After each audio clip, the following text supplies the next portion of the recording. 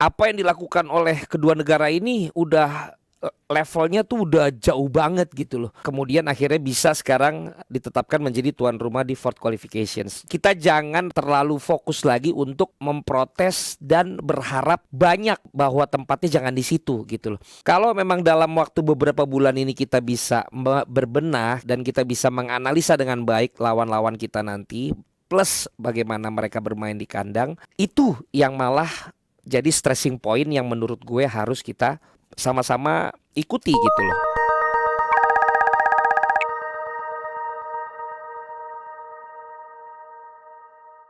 Senang banget bisa kasih opini lagi di channel gue pribadi di Valentino Jebret. Jadi kemarin 2 hari yang lalu itu kan gue diundang sama Binder ya. Jadi di podcastnya yang pertama terima kasih Binder udah ngundang gue.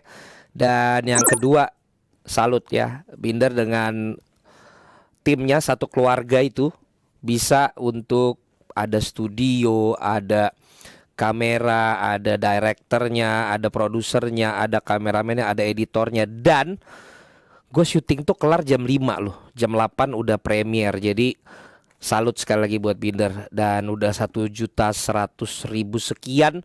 Itu oke dan keren banget ya.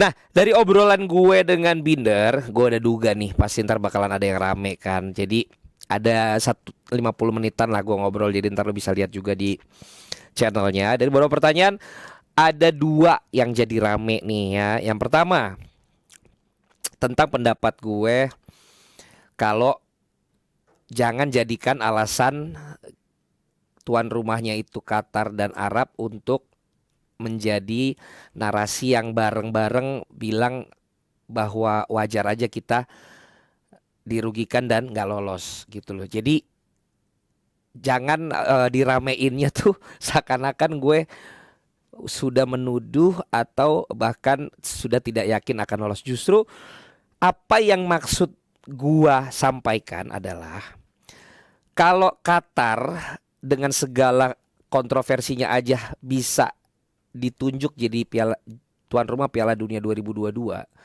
dan juga Arab yang baru padahal di 2022 ini jadi tuan rumah, puterannya di 2034 udah ke Arab Saudi lagi. Jadi apa yang dilakukan oleh kedua negara ini udah levelnya tuh udah jauh banget gitu loh. Dengan kemudian akhirnya bisa sekarang ditetapkan menjadi tuan rumah di Fourth Qualifications. Jadi maksudnya gua adalah kita jangan rame terlalu fokus lagi untuk memprotes dan berharap banyak bahwa tempatnya jangan di situ gitu loh. Tapi maksud gue mari kita malah memberikan dukungan dan juga memberikan keyakinan bahwa kalau memang dalam waktu beberapa bulan ini kita bisa berbenah, kita bisa memperbaiki dan kita bisa menganalisa dengan baik lawan-lawan kita nanti, plus bagaimana mereka bermain di kandang, itu yang malah jadi stressing point yang menurut gue harus kita sama-sama ikuti gitu loh. Jadi bukan berarti gue setuju aja gitu tuan rumahnya Arab dan Qatar ya. Masalahnya udah diketok gitu loh. Dan ini bukan masalah Fourth Qualifications, Piala Dunia yang kontroversi aja bisa mereka jadi tuan rumah. Dan gua harus akuin bagus lagi mereka menyelenggarakannya sebagai tuan rumah. Jadi kalaupun akhirnya bisa jadi tempat netral, itu bonus buat kita. Kalau jadi di Indonesia itu super bonus. Tapi kalaupun akhirnya tetap di Qatar, ya udah kita hadapi aja. Dan gak usah ada excuse-excuse yang lain gitu loh. Apapun itu ketika kita lihat tim kita udah maksimal, pasti kita respect. Nah kalau tim kita tidak maksimal, ya pasti akan ada juga masukan-masukan ataupun juga kritikan-kritikan. Tapi gue yakin bahwa waktu beberapa bulan ini bisa dilakukan satu kemajuan yang dilakukan oleh para pelatih gitu loh. Jadi itu sih maksud gue, fokusnya ke situ. Bukan jadi oh nanti kalau nggak lolos ada narasi begini. Nggak, itu adalah bagian dari pola pikir yang gue coba lihat kemarin gitu loh. Jadi kita jangan akhirnya malah ramainya di situ. Kenapa ramainya kita nggak giring ke menteri karena sekarang jadi wamen, bukan. kita giringnya ke bagaimana tim kita bisa maksimal ya. Itu. Dan yang kedua adalah yang rame di Binder, yang gue bilang ya narasinya jangan cuman ngasih angka, ini sekian pertandingan, ini sekian pertandingan, ini menang, ini kalah.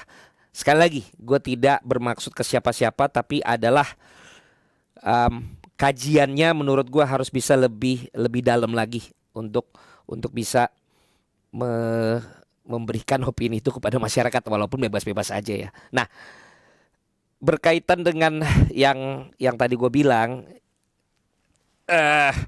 sekarang ternyata tuh rame dikait-kaitin lagi Patrick Kluivert ini seperti ini dibandingkan yang sebelumnya seperti ini.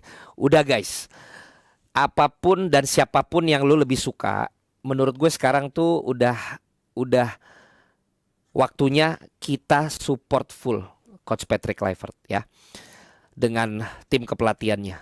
Dan tidak usah lagi kita bandingkan, tidak usah lagi kita ramein, mendingan begini kalau yang ini aja, kalau cuma round 4 aja mah ini mah emang dari dulu bisa lolos. Udah, kita syukuri kita ada di round 4, kita dukung, kita support supaya bisa maksimal. Itu yang gue pengen dari teman-teman lakukan. Udahlah, udah nggak perlu lagi ada banding itu, nggak perlu lagi ya.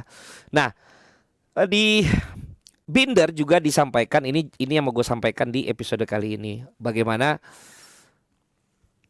dua hal. Satu, di Binder nggak ada ding, tapi kan ada isu bahwa kita nambah lagi pemain, coba lagi nambah pemain. Menurut gue kalau memang pewarga negaraan, menurut gue sih tidak perlu lagi, karena apa yang kita cari di striker Ole dan juga di DM Pelupesi itu udah kita dapatkan. Sekali lagi, bagaimana kita bisa memaksimalkan semua yang ada ini menjadi starting 11 yang tepat untuk menghadapi lawan-lawan kita di putaran 4. Dan yang masih belum terpilih sebagai starting 11 bersiap-siap menjadi game changer dalam setiap menit yang mereka akan tampilkan. Itu kalau menurut gua, bukan lagi mencari lagi pemain berdarah Indonesia untuk nambah lagi. Karena menurut gue proses pembentukan kekompakan, chemistry dan lain sebagainya ini perlu udah pada pakemnya yang ini aja difokuskan gitu. Kalau mainnya di Oktober kan berarti masih ada waktu sekitar Juni, Juli, Agustus, September, Oktober. Masih ada 4-5 bulan. Dengan yang ada, itu pun kan sekarang juga harus ada yang dimainkan, ada yang tidak dimainkan. Bagaimana kalau memaksimalkan itu aja guys, kalau dari gua. Dan yang terakhir, di episode kali ini, gue juga menyampaikan bahwa rumor pemain-pemain yang sekarang ada di timnas kita yang bermain di Liga Eropa dirumorkan bermain di Liga Indonesia. Ada yang salah nggak? Ya nggak ada dong. Tim Liga Indonesia coba approach pemain-pemain yang di approach, kalau memang mau dengan segala penawarannya berhak untuk bilang iya. Tapi gua secara pribadi menyayangkan kalau itu yang dilakukan, karena yang as far as we know yang sekarang ini kan adalah pemain-pemain keturunan yang memang bermain di Liga Eropa dengan kasta yang mumpuni untuk mereka bersaing di sana, sehingga ketika mereka memilih untuk membela Indonesia, disitulah terjadi satu transfer of knowledge, transfer of skill, transfer of leadership, transfer of mentality, karena mereka sudah terbiasa bermain di level Eropa di klub mereka masing-masing. Menjadi sebuah ironi menurut gua ketika kita melihat pemain-pemain keturunan sekarang yang bermain di timnas itu kita anggap berada di level yang berbeda dengan pemain-pemain yang katakanlah yang dulu juga pernah memilih untuk bermain di Indonesia, tapi at the end di umur dan di usia mereka yang masih prime ini memilih untuk di Indonesia. Emang kenapa Len? Gitu. Karena justru karena mereka bermain di Eropa itulah kita membutuhkan mereka dan mengalami peningkatan di tim nasional kita. Di mana pemain-pemain kita yang bermain di Liga 1 kemudian bisa bersaing karena melihat bagaimana kemampuan mereka, leadership mereka, teamwork mereka gitu loh. Kalau akhirnya mereka juga banyak nanti bermain juga di Indonesia, apa bedanya nanti? Di mana transfer of yang tadi gue bilang itu? Itu sih pola pikir gue. Karena gue lebih berbeda dengan yang lain ya. Mungkin yang lain bilang ya daripada di sana dia nggak dapat menit bermain. Kalau menurut gue, kalau emang di kasta negara di mana mereka main itu adalah kasta tertinggi, walaupun mereka cadangan, menurut gua mereka tetap stay di sana. Walaupun gua mengerti sekali apa yang mereka rasakan dan mereka dapatkan di sini tuh memang mungkin sesuatu yang luar biasa guys ya. Dari kegairahan supporternya, dari endorsement yang bisa didapat, dari mungkin mereka jadi bisa dekat dengan keluarga mereka dulu yang berketurunan di Indonesia. Tapi sekali lagi kalau kita aja mengencourage pemain-pemain kita yang ada di sini untuk coba bermain di luar, ya tentu kita juga berharap pemain-pemain kita yang udah ada di luar mereka tetap ada di sana gitu loh. Itu sih point of view gue. Gue nggak tahu kalau lu sepakat apa enggak, tapi jadinya nanti akhirnya ya sama-sama aja dong sama pemain-pemain yang bermain di Liga 1. Berarti Len, Liga 1-nya jadi ikut naik dong levelnya. Itu yang gue bilang. Gue lebih yakinnya malah mereka yang akan ngikut jadi di level yang di sini gitu loh, bukan malah mereka yang akan mengangkat di level ini gitu. Kalau dari gua ya, itu kan pendapat gua. Sekali lagi kalau kalian punya pendapat berbeda silakan tulis di komen-komennya gitu loh. Sekali lagi itu hanya point of view gua karena dari dulu yang zamannya Ezra, terus juga Egi dan lain sebagainya itu kan gua yang dari dulu juga sama pendapat gua. Tetap di sana, bertahan di sana. Termasuk sekarang nih Marcelino. Bahkan waktu gua ke Oxford gua ketemu dia kan gua bilang pokoknya lo tahan-tahan lah no. Harus di sini dulu. Walaupun gua tahu tawaran di sini mungkin jauh lebih besar gajinya, popularitasnya, tapi kalau lo mau akhirnya dapat yang lebih lagi mungkin bisa bersabar dulu gitu loh. Itu guys ya. Karena udah lebih dari 10 menit. Itu dulu yang mau gue sampaikan. Thank you banget. Silakan tulis di komennya kalau kalian sepakat atau tidak sepakat atau ada insight lain. Silakan aja di Valentino Jebret. Thank you guys. Sampai ketemu lagi di episode berikutnya.